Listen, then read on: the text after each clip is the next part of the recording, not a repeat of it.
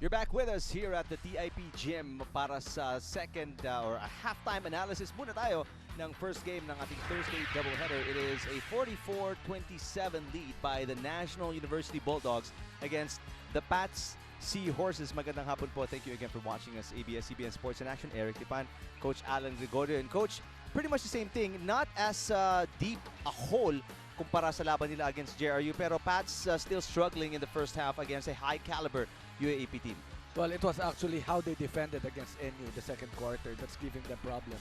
They allowed 25 points para sa koponan ni Coach Eric Altamirano while they only scored 27. And that's just 10 minutes of action. No? Maganda na sana yung ginawa nila ng first quarter. Unlike yesterday, they struggled offensively by scoring only 4 points. Pero ngayon, yung depensa naman nila ang in question tayo dito sa second. Take a look at the numbers here. The shooting of NU. 48% malaking o nagpalaki dyan yung shooting ni JJ Alejandro, no? Sa 5 for 7 from the field. And of course, the assist department, very unselfish basketball para dito sa koponan ng NU. While their defense talks well about their offense, allowing only 31% field goals for PATTS Seahorses. And of course, the turnovers, 7 to only 3 for NU. A lot less of the jitters para sa PATTS sa panimula ng ating laban as compared to yesterday. Nabanggit natin yan. Some of their guys off the bench, John Simon Reed scoring pretty well. Joshua Diaz also contributing, one of the starting players para kay Coach Lency Aranzazo. Pero yun nga pa, bugso-bugso ang pag-score ng PATTS, and obviously you can't do that against a team as good as NU. Well, definitely they're trying their best to stop the offense of Alfred Aroga, but they have really failed in stopping JJ Alejandro and the second quarter onslaught of debut. Right. So, maraming nag-contribute para sa NU aside from JJ nga, no? Although, yun nga, nabanggit mo, Aroga has yet to score, but it's been a team effort para sa NU so far in this game. Yeah, we were talking about the 16 points of JJ Alejandro. You scoring his last 6 points in the second quarter. And of course, Nick Abatayo with 7. On the other side, yung spark na ginagawa nitong si Reed is that something that he can sustain in the next 20 minutes. Diaz scoring the first 5 points for PATTS with 7, and Fandialan with that lone 3-point shot in that corner. Now you've got to wonder kailan puputok the likes of RV Kapinding and si Justoni Loyola, the top 2 of the 3 scorers ng PATTS Seahorses, because if kung pumutok sila, etong Seahorses will have a chance in the next 20 minutes. You have to remember that Velasco was able to score 11 points yesterday, and this time he's given the go signal to take those shots, pero so far medyo naiirita pa siya dun sa depensang ginagawa sa kanya nitong ng mga big men ng National University. What adjustments do you see Coach Aranzazo doing on both ends of the floor defensively muna para sa Seahorses? Well, again, they have to be able to stop the offense of JJ Alejandro. 16 points, that's just too much for a half. And of course, yung pagdating naman sa kanyang opensa, better ball movement, and given the open shots na naibibigay naman ng NU, kailangan siguro makashoot sila doon for them to have a better chance in winning this ball game. 31% shooting from the field really ain't gonna cut it if you're not defending as well, or you're not scoring as well and you're not even defending as well. So talagang malaking problema, and Coach Aranzazo will hopefully turn that thing around. Yesterday nagawa nila yon. They outscored JRU in third quarter especially. So if they can do it, they did it yesterday, they may have a shot at repeating that today. Pero tall order nga, you're talking about previous UAP champion. Isang season away from the championship lang. Remove itong National University. Third quarter na po tayo dito sa TIP Gym. And this will not really help PATTS Seahorses. An early offensive foul called on Quezon. That's a moving screen, so balik ang bola sa koponan ng NU. Isa pang kailangang iwasan din, I think, nitong PATTS is getting themselves in the penalty pretty early, no? Nangyari yun ng second quarter. Prevent NU from going to the line frequently. Nice pass outside para kay Pate. And Alejandro picks up from where he left off and knocks in a big shot again. Exactly what we were saying. No? Si Matt Salem already had an open shot, but he knows that JJ Alejandro is hot. So he gives that extra pass. Now a 20-point lead for NU. Well, we've got a text message from partner natin si Anton Rojas, no? Jello Alolino is watching. Hello, Jello. I'm sure naiingit siya na nakapaglaro itong mga kakampi niya, no? But he's not playing because he wants to give the other guys a chance for next year. Hello, Jello. Thanks for watching and supporting your teammates. Kahit na hindi ka makapunta, at least, you know, sa TV sets lang, masubaybayan mo yung pag-asenso ng mga teammates mo. Well, he has given a share to National University, one of the best guards coming of high school and entering college. He has done his share, and now it's really time for Jello Alolino to move on further with his basketball career. And he's got a bright future. A big guard with range, and you know, knows how to control the tempo of a game. So for sure, he's gonna have a long career in basketball. Reed passes, ball tipped and taken away by the Bulldogs.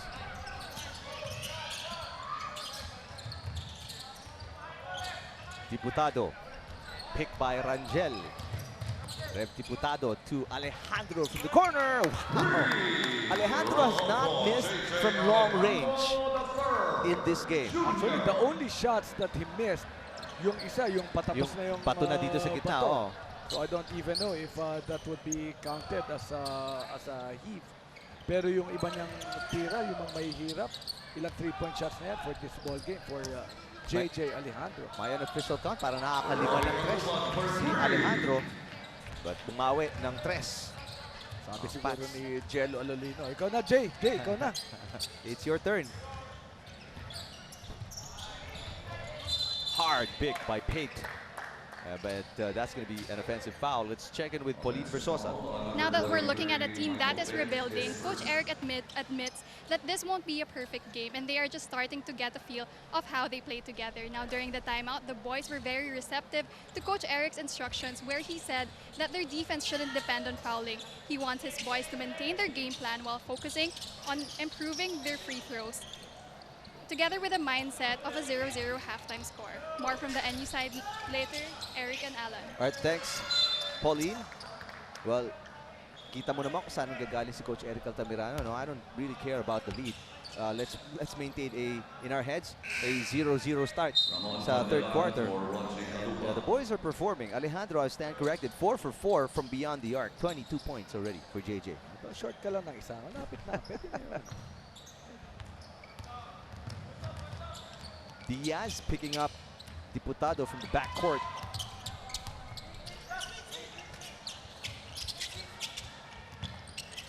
Here's Pate. Pate posting up, puts it up, and in. Making that shot easy. You know, that's some semblance of great offense for National University. 24 points is the lead right now. Make that 21 with a 3 by Quezon. Pero it seems like the Seahorses are relegated to shooting from beyond the arc, no? Malaki masyado yung mga depensa ginagawa ng NU. It's Rev Diputado this time of a pass by JJ Alejandro, misses that one. Oh, nice save by Fandialan. Bounces it off. Pate. Velasco will check in for Reed. One guy really missing for Coach Lenzi Aranzazo is the scoring of Velasco. Yesterday, again, he had 11 points. 11, right. Diaz dances his way inside. The tip in by Quezon doesn't go.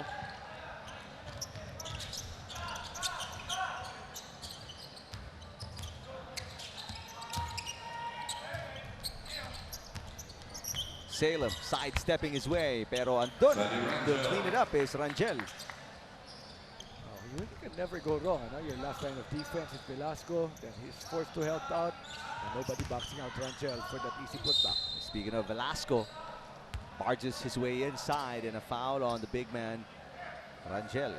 Opportunity for Velasco to be able to score this ball game. Pero timeout muna tayo. 56-33, NU over PATTS, 5:41 remaining in the third quarter. Back here at the TIP Gym. First game ng ating Thursday doubleheader. PATTS versus NU. And so far, NU, except for being threatened in the first quarter, yung lead nilang 12, naging 3 na lang, hindi masyadong nahihirapan so far in this game. Well, ito, 23 to, no? Pero tayo nasa third quarter pa lang. But we expect PATTS to make some sort of a run.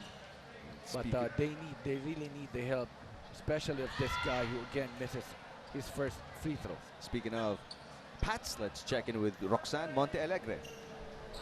Uphill man ang battle ng PATTS Seahorses sa punto ng larong ito. Gusto pa rin ni Coach Lenzy makitaan ng good performance ang players niya. Sabi nga niya, ang problema kasi sa inyo, minamadali nyo ang pag-shoot ng bola. Always find your momentum at always bring to the hard court what you do during practice. Dagdag pa niya, you can learn a lot from this game, especially ang kaharap nyo ay ang mga iniidol nyo mula sa UAAP teams. So just try to challenge them at this point of the game.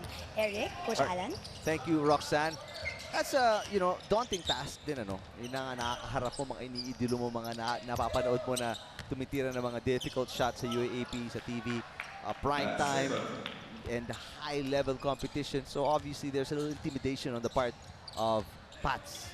Well, alam mo, sinisigurado rin naman ang mga kupunan ng NU, no, na hindi nila pinagbibigyan. Ika nga, they're just playing their game, doing what they're supposed to do as instructed by Coach Eric.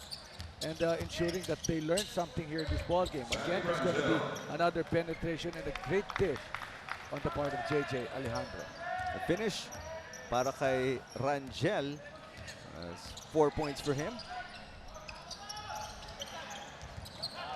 Field goal shooting para sa PATTS extremely low again here in the third quarter. Alejandro throws that one away. Pete was not ready for the pass. But you can really see NU playing extremely loosely right now, and they're trying out plays, shots, finding the open man. They're having fun on the floor, that's for sure. 60-33 is the Bulldogs lead against the Seahorses, traveling on Loyola. Well, he's been hesitating on his shots. He's been given those kinds of open looks. Baka mamaya kailangan siguro itira na ni Loyola yan, yung mga ganyang open shots. Well, nabibigyan siya ng distansya, ng depensa, no? Ayaw niya talaga pumukol from outside. Salem to Pate. Pate against Noble, kicks it out. Alejandro open three, yes! 5 for 5 na. JJ Alejandro. We'll have to check how many points now for JJ Alejandro. 25, if I'm not mistaken. We're only in the third quarter. Oh, even the point blank range shot. Ayaw pumasok. Orado missing and apologizes to the bench. Here's Loyola. 11 on the shot clock. Loyola kicking out. Medyo mataas na kuha ni Pandialan. Pandialan double team. Pandialan finds the open man. Noble puts it up. Malakas. Wasted opportunity para sa PATTS, and a hard foul by Orada against Rangel. That would mean 2 free throws on the part of Rangel. He did like that very hard foul that was given up. Cooler heads prevail. Tira ka na ng dalawang free throw.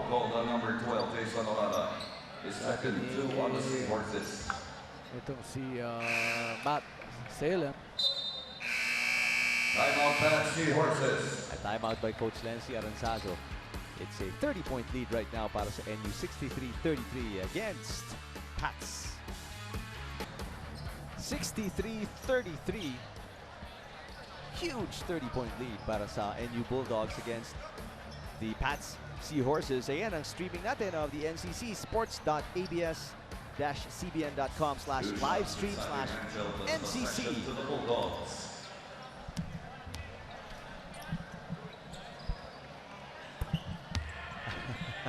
And JJ Alejandro just came to us Eh, nagreklamo siya. Pag Sa UAP, UAP daw, wala siya nag-shoot na wala tres. siyang ma-shoot, eh, Dito, no? di nagmimintis. 5 for 5 from beyond the arc. For sure, nung laban nila against UST in the Final Four, he was wishing he was shooting 5 for 5 from beyond the arc. Sadi Rangel, I should say. May binigyan ng binigyan ng 2 free throws plus ball possession. Tansico in the ball game for the first time para sa National University. Ralph Tansico. Here's Rangel with a mismatch. Double team. This Rangel puts it up. Hindi makakuha yung lucky bounce and the rebound with Velasco. Long way to go para dito sa Seahorses, who were within 3 in the first quarter. Naghabol sila from down 12. Pero ngayon, tampak sila ng 31. Pandialan. Loyola puts up a 3. In and out. And now he's forced to take that shot, open shot, no? Shots that he's supposed to make. Actually, may forma naman eh. Yep.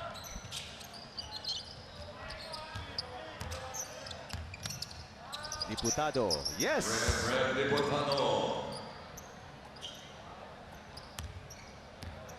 Kalahati na to.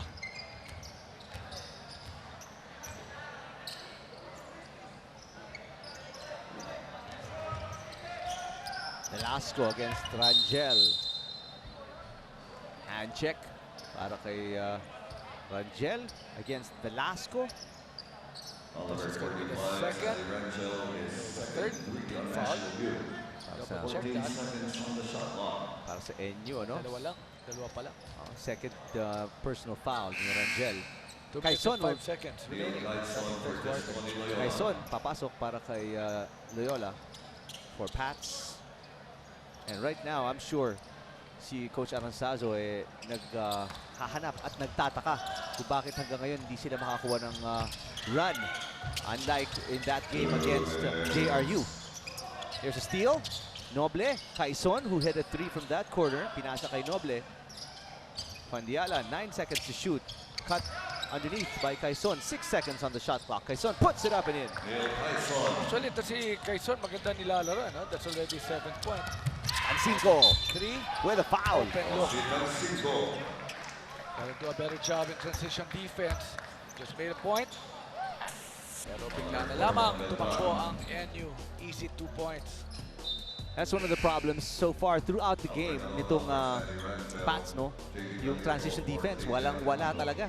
Kahit yung mga malalaki, Tansico, Aroga, Rangel, outrunning the entire smaller squad of the Seahorses. Opportunity, Tansico. Scoring his first 3 points. Look at this score. Almost half. 69-35. And look who's back in this ball game. Alfred Aroga. Noble, Quezon, Velasco. He had range yesterday. Finally, if I'm not mistaken, the first field goal para kay Mark Velasco, who had 11 points yesterday. Ball poked away from Diputado with 15 on the shot clock and down to 108 remaining in the third quarter. Noble, dikit na dikit kay Diputado. Yeah, sometimes that's just what you need eh. No, yung mga ganong mga jumper. Very, very strong left. Good challenge on the part of Quezon. How he wishes that somebody was able to take that picture of that challenge. Something that he can post.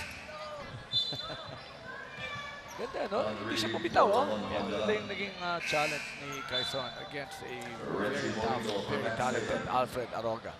Reed comes in para kay Pandialan and uupo si Salem. Papasok si Reggie Morido para sa NU. Also Noble will sit down. Diaz is back in for the Seahorses. So Aroga at the line. High arcing free throw shot. Med Salim on your screens.